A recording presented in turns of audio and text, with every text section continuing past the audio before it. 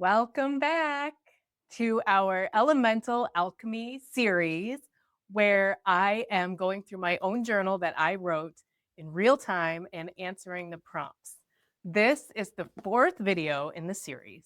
And when I first started this journey, I decided to do this video series because I was feeling really stuck. I've been kind of stuck for a while. And what I do is workshops around burnout prevention and stress management and using journaling and poetry as a tool to maintain good mental health. So I thought perhaps I should take my own advice and use the tool that I created. So here we are. This journal goes through the four elements: fire, air, water, and earth. And right now we're still in the element of fire. So I have got with me my hot coffee. I've got my trusty pen, and we're going to figure out what prompt we're going to write about today. The element of fire is about igniting your passion and burning through the things that are resistant. And I got to tell you that in the past few weeks since I've been doing this, I have really started to feel activated. I've been going to the gym more, I've been walking, going to yoga, eating better, and just in general, I've really been feeling a lot better. I've been feeling way less stuck. So I think it's working. I want to keep going in the element of fire with this prompt. This is Sparks from Childhood. But before, I want to read the little micro poem that's on the bottom here. It says, "My mind wants to hold on to all my issues, peat moss in my tissues, to grow agony and resentment like a hedgerow between me and the world." That micro poem is actually printed in my second book, The Other Side of the Stars. And I don't know if you can relate to that, but it's that cognitive dissonance of even when you know you're hanging on to something that you shouldn't be hanging on to, or there's something blocking you, and that you are like gripping onto something that you really need to be letting go of, and yet in your subconscious, you just keep gripping, even when your conscious brain is like, let go, let go, let go. And the more we grip, the more we build the negative emotions: depression, despair, resentment, sadness, etc. In this past few months before I started this journey, that's what was actually happening to me, is that it was like I couldn't really identify what it was that was blocking me or keeping me stuck. And that's part of the frustration, is that if you can't figure out what it is, how do you remove it? How do you burn the barrier down if you don't know what's causing it? The very first step is fire, which is about figuring out what is in your way and where you want to be going. Since I'm feeling activated this past week, today I'm going to go with this prompt that says, "Sparks from Childhood. What is one thing you love to do as a child but don't do anymore?" Close your eyes and imagine yourself young again, doing that activity. How did it feel to be immersed in that experience? Is there anything in your life now that comes close to it?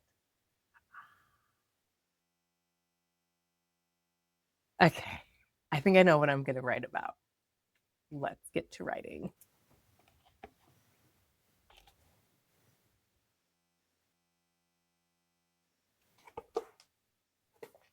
That one just kind of poured out of me. I knew immediately that I was going to write about going outside in the forest. My best friend Caroline and I used to go wander through the forest next to my house, and we would pretend like we were orphans and we would get lost. I mean, we weren't really lost because the woods weren't very big, but we would have snacks and like those little sticks, like a hobo sack with food and blankets, and we would go wander through there. And it was like, so this question of how did it feel to be immersed in that experience? It was so freeing. So there was no urgency, there was no tasks, there was like our whole lives fell away. And when you're a kid, I think it's easier to go into that space where you can just become completely immersed in something that you're doing, and the rest of the world just disappears. And as an adult, it's much harder, maybe because we have more experiences behind us, maybe because we have more responsibilities, people who depend on us, that it's harder to get into that space where everything just falls away. I also wrote that when I was out in the woods, I felt safe yet wild. When it said, "Is there anything in your life now that comes close to that experience?" I think that the retreats that I've created, I've been hosting retreats now for 4 years, and one of the feelings that I feel there is safe yet wild.